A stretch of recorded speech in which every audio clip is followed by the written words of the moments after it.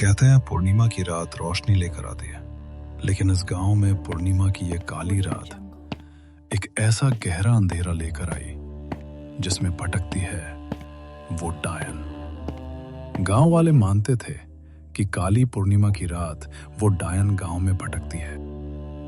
राजू, सभी गांव वालों को तुमने सतर्क कर दिया है ना? याद रखना, आज रात गांव का कोई भी आदमी घर के बाहर नहीं भटकना चाहिए। हाँ मुखिया जी, हमने सभी गांव वालों को सतर्क कर दिया है। कोई भी आज भूल कर भी अपने घर से बाहर नहीं निकलेगा। आप बेफिक्र रहिए, वो डायन किसी को ले नहीं जा पाएगी। राजू, शायद तुम्हें पता नहीं है, वो डायन लोगों को रात के अंधेरे में अपने छलावे में फंसाती है, और जब तक सच पता चलता है तब तक बहुत देर हो चुकी होती है। चिंता मत कीजिए मुखिया जी, आज पुजारी जी ने गांव के चारों तरफ रक्षा रेखा खींची है। वो डायन गांव में नहीं घुस पाएगी। डायन किसी गांव का पीछा इतनी आसानी से नहीं छोड़ती। अगर उसकी नजर किसी गांव पर पड़ जाए तो वो जरूर लौटती है। मुखिया की चेतावनी के बाद राजू और मोहन गांव की ओर निकल जाते हैं। रात की खामोशी और गहरी होती जा रही थी। मुखिया के चेहरे पर डर साफ दिखाई दे रहा था। गांव के एक पुराने घर में रवि और दीपक अपनी दादी के साथ बैठे थे। लालटेन की लौ कांप रही थी, जैसे उसे भी किसी अनजाने मौजूदगी का एहसास हो। रवि, सभी दरवाजे अच्छे से बंद कर देना। आज की रात हवा भी ठीक नहीं लग रही। दादी, पूनम की रात बाहर जाने वाले लोग वापस क्यों नहीं आते? उन्हें डायन ले जाती है।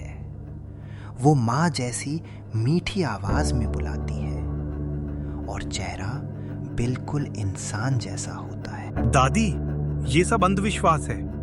आज के जमाने में कौन मानता है ये बातें? बेटा, कुछ कहानियां आंखों देखी भी होती हैं।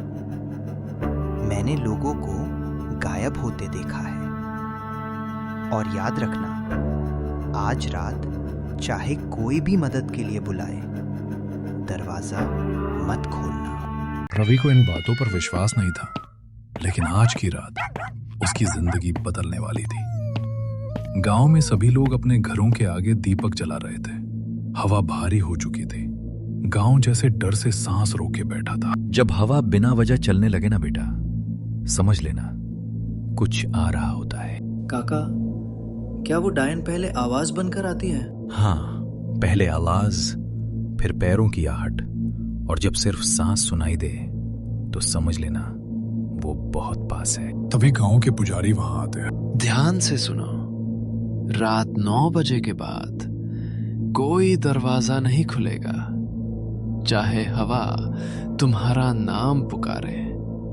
अगर तुम्हारी माँ भी बाहर खड़ी हो, तुम दरवाजा मत खोलना, क्योंकि वो उनकी आवाज नहीं होगी, वो उसकी आवाज होगी। रात के 9 बजने वाले थे, लेकिन शमा काकी का ढाबा अभी खुला था। अरे बबलू, मरने का शौक है क्या?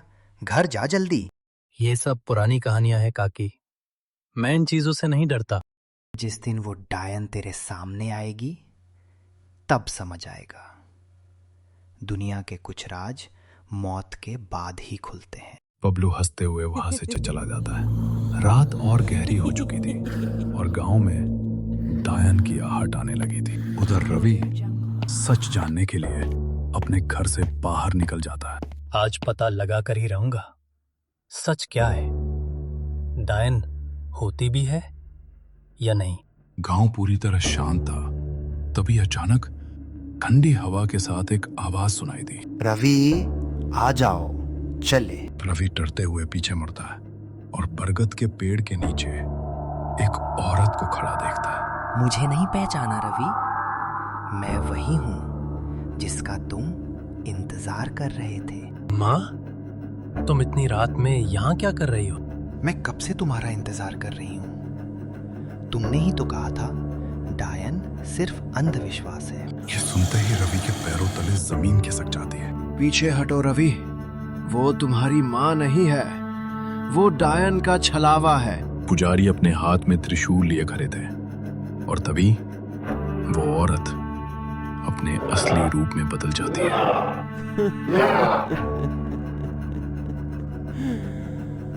मैं वापस आऊंगी, मैं किसी को नहीं छोड़ूंगी, तुम सब मरोगे, मैं जरूर लौटूंगी। उस रात पुजारी ने रवि की जान तो बचा ली, लेकिन डायन जाते जाते एक डरावना शाप छोड़ दी थी। गांव वालों को लगा खतरा टल गया है, पर असली डर अभी शुरू हुआ था।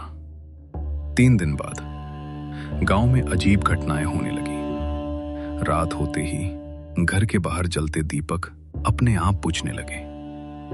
गांव के पशु बिना वजह मरने लगे, और सबसे डरावनी बात, गांव के बच्चों को हर रात एक ही सपना आने लगा। दादी, मुझे रोज एक सपना आता है। एक औरत मुझे बुलाती है, कहती है मेरे साथ चलो। क्या वो औरत सफेद साड़ी पहनती है? हाँ दादी, और उसकी आंखें बिल्कुल काली हैं। हे भगवान, वो वापस आ गई। उधर रवि भी अब चैन से नहीं सो पा रहा था। हर रात उसे एक ही आवाज सुनाई देती। रवि, तुम बच गए, लेकिन तुम्हारा गांव नहीं बचेगा। एक रात रवि को लगा जैसे कोई उसे बाहर बुला रहा हो। रवि धीरे धीरे घर से बाहर निकलता है। बरगद के पेड़ के पास उसे जमीन पर अजीब निशान दिखाई देते हैं, मानो किसी ने नाखूनों से मिट्टी को नोचा। ये निशान किसके हो सकते हैं? तभी पीछे से एक ठंडी हवा चलती है और रवि को महसूस होता है कोई उसके बिल्कुल पीछे खड़ा है। मैंने कहा था ना, मैं वापस आऊंगी। रवि डर के मारे पीछे मुड़ता है, लेकिन वहां कोई नहीं होता। अगली सुबह गांव में हड़कंप मच जाता है। गांव का एक बच्चा अचानक गायब हो जाता है। मेरा बेटा कहीं नहीं मिल रहा, कोई उसे ढूंढो। बच्चे के घर के बाहर मिट्टी पर वही डरावने निशान बने थे। वो डायन अब बच्चों को निशाना बना रही है। लेकिन पुजारी जी, हम उसे रोक कैसे सकते हैं? क्योंकि जिस इंसान को डायन छोड़ देती है, उसे वो अपना अगला रास्ता बनाती है। पुजारी की बात सुनकर रवि के चेहरे का रंग उड़ जाता है। मतलब वो मेरे जरिए गांव में आएगी? हाँ, और अब तुम्हें ही उसे रोकना होगा। रवि समझ चुका था, अब ये सिर्फ गांव की लड़ाई नहीं थी, ये उसकी अपनी जिंदगी की लड़ाई थी। क्या रवि डायन का सामना कर पाएगा, या वो खुद डायन का अगला शिकार बन जाएगा? इंतजार कीजिए पार्ट 2 का।